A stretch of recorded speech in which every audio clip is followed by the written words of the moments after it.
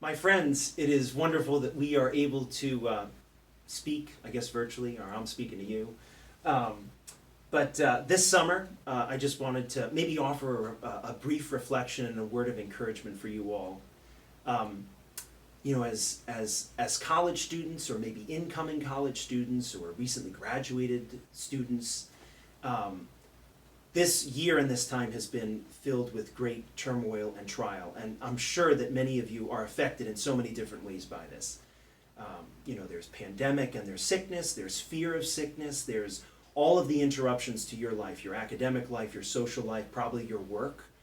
Then there was the interruption to the life of faith. How could God do this to us? We can't go to church.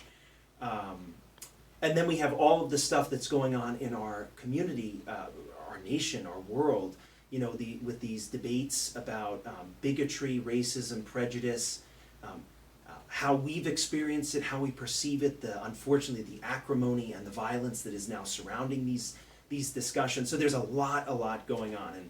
And I don't know about you, but at least for me, my heart has been troubled by all of this trouble.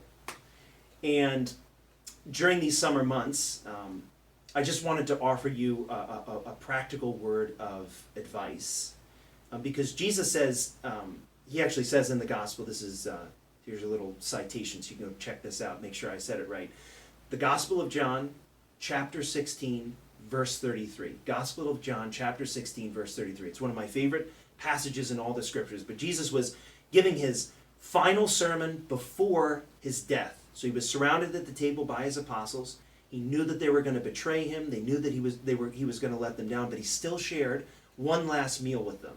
And at that meal, he was talking about the various ways that they would experience trial in their life. And he said, I promise you that in the world you will encounter anxiety and trouble, but have courage, because I have already conquered the world.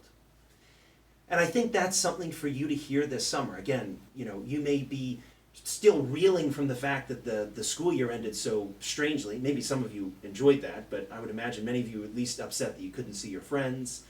Maybe internships and stuff were interrupted. Maybe future plans were interrupted. Maybe someone in your family or you yourself experienced the virus or some other illness. But the Lord says to you, in the midst of all of the things that are going wrong in this world and all of the things that seem to be, not right, he says, there is anxiety, and there's a lot of reasons to be anxious, but don't worry, I've conquered the world. And just knowing that Christ is with us in this to give us peace, he is the Prince of Peace.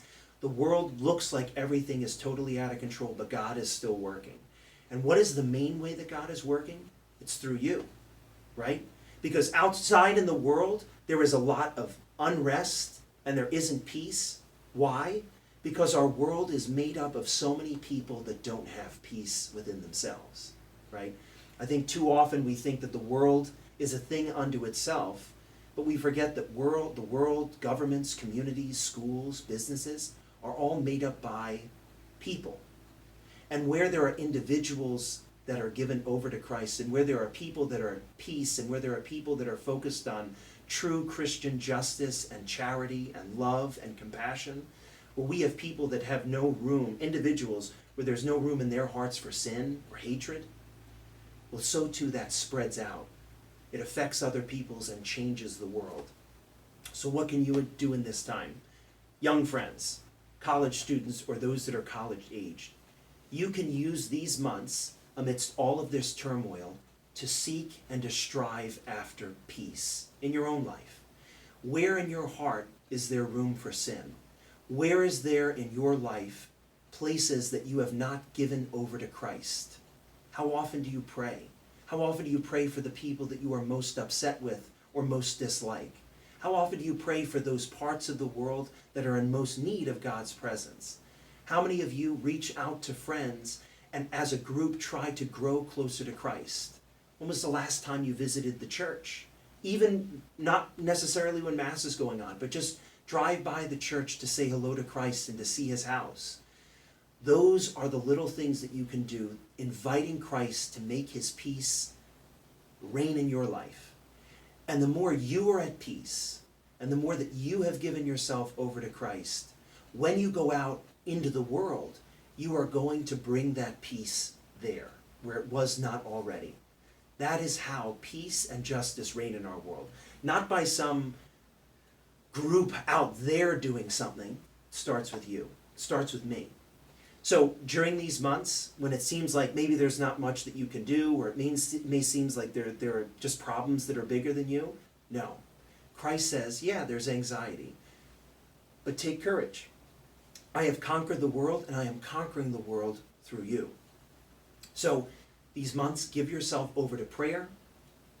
Reach out and maybe connect with a small group or a small Bible study, right? We're offering those through the parish. Stop by the church. Send an email to me or Allison Fram, who's the director of college ministry. Contact someone here at the church. We want to help you find that peace. The peace that we're striving for, the peace that you're made for, the peace that Christ always seeks to give. This is the only way the world will change, if we change for Christ. So, my friends, know of my prayers, and I hope you have a good and peace-filled summer given over to Jesus Christ.